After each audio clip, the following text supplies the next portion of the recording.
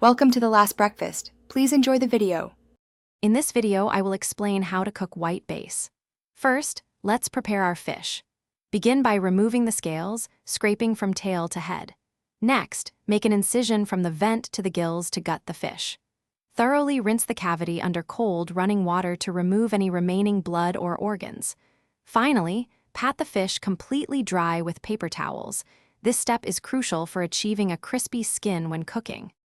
White base is incredibly versatile, lending itself well to several cooking methods.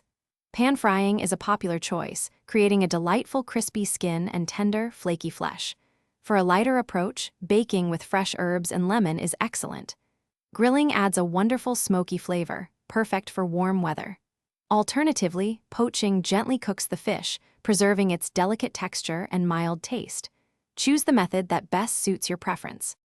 Let's dive into pan frying, a fantastic way to enjoy white base.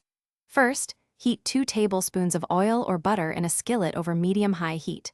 Dredge your fillets in seasoned flour or cornmeal to create a beautiful golden crust. Cook each side for about 3 to 5 minutes until it's golden brown and the fish is opaque throughout. Always ensure the internal temperature reaches 145 degrees Fahrenheit for safety. White base has a mild, sweet flavor that pairs wonderfully with many ingredients. Fresh lemon and herbs like dill or parsley truly enhance its natural taste. A simple butter sauce infused with garlic also complements the fish beautifully without overpowering it. For a complete meal, serve your cooked white base with roasted vegetables or a crisp, light salad. Don't forget to garnish with fresh lemon wedges and a sprinkle of chopped chives for a vibrant finish. Thanks for watching. If this was helpful, leave a like and consider subscribing. See you next time.